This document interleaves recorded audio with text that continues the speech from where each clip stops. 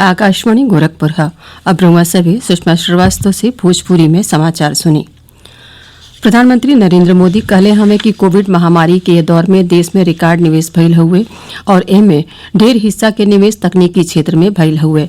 वहां के कहले कि ई साफ हो गइल बाटे कि दुनिया भारत के एगो भरोसेमंद और होनहार सहयोगी के रूप में देखेले। वहां के काली पैन आईआईटी यूएसए की ओर से आयोजित आईआईटी 2020 ग्लोबल समिट में आपन मुख्य भाषण देत रहनी। प्रधानमंत्री कहले कि सरकार देश में विज्ञान और प्रौद्योगिकी के शिक्षा के बढ़ावा देवे खातिर पूरा तरह से प्रतिबद्ध बाटे। वहां के कहले कि सरकार ये सुनिश्चित कैले हुए कि आईआईटी एगो मजबूत ब्रांड के रूप में स्थापित होखे। प्रधानमंत्री कहले कि अभिन हाले में देश में हैकेथॉन के संस्कृति विकसित हो रहल बाटे और एहमे नौजवान राष्ट्रीय और वैश्विक समस्या के उल्लेखनीय समाधान करत हुए। प्रधानमंत्री दोहरौलन कि सुधार, प्रदर्शन और परिवर्तन के सिद्धांत के प्रति सरकार पुरहर प्रतिबद्ध बाटे। प्रधानमंत्री नरेंद्र मोदी कहले हमें कि अगला कुछ दिन में भारत में कोविड महामारी से बचाव खातिर टीका मिले लागी। महामारी के बारे में वर्चुअल सर्वदलीय बैठकी में काली श्री मोदी कहले कि भारतीय वैज्ञानिकन के पूरा भरोसा बाटे कि अगला कुछ हफ्ता में वो लोग कोरोना महामारी के टीका बना दी हैं। प्रधानमंत्री कहले कि देश में अबहिन महामारी के 8 गो संभावित टीका के विकास परीक्षण के कई गो चरण में बाटे। श्री मोदी कहले कि सारा दुनिया कोरोना महामारी के सस्ता और कारगर टीका के भारत से उम्मीद करत हुए। प्रदेश सरकार राज्य में कोविड वैक्सीन के उपलब्धता और प्रबंधन के सज्जो तैयारी करत हुए।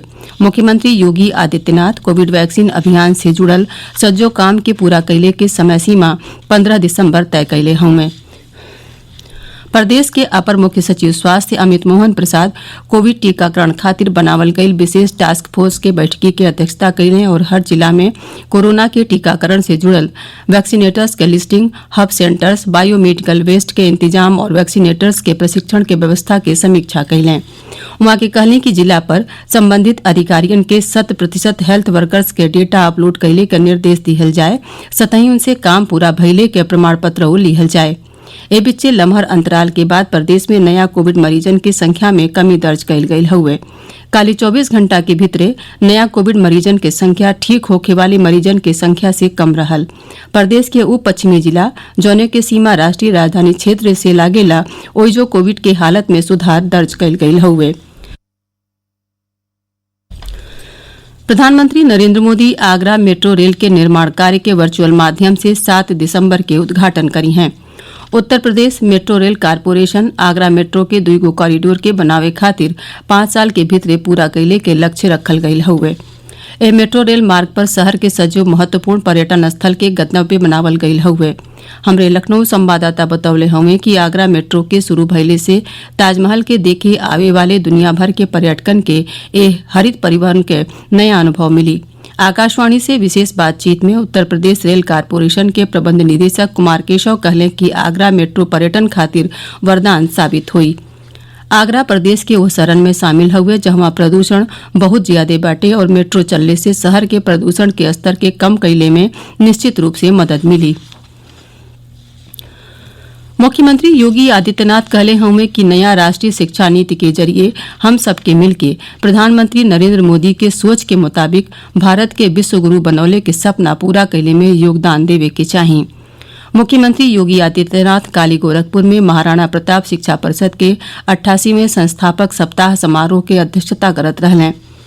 वहां के कहले कि 34 साल के बाद एगो ऐसन शिक्षा नीति आयल हुए जिसमें ज्ञान के खाली सैद्धांतिक पक्ष नाही बलुक व्यवहारिकत्व के पुरहर ध्यान रखल गई हुए।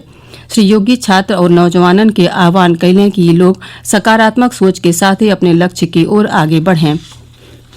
स्नातक और शिक्षक चुनाव के ऑब्जर्वर अजय कुमार सिंह के आज भी नहीं सरगबास हो गई। वाराणसी में काली मतगणना स्थल पर तबियत बिगड़ने के बाद उन्हें जुड़ते वाराणसी के खजूरी में निजी अस्पताल में भर्ती करावल गई रहे जहां आज भी नहीं उनका निधन हो गई। उनके निधन के समाचार से प्रशासनिक महकमा में शोक के लहर बटे। मुख्यमंत्री योगी आदित्यनाथ भारतीय प्रशासनिक सेवा के वरिष्ठ अधिकारी अजय कुमार सिंह के निधन पर ढेरे दुख जतौले हुए। मुख्यमंत्री दिवंगत आत्मा के शांति के कामना करत शोक संतप्त परिवार के प्रति आपन संवेदना जतौले हुए। एकरे साथ ही भोजपुरी समाचारन का ई बुलेटिन पूरा भइल। नमस्कार।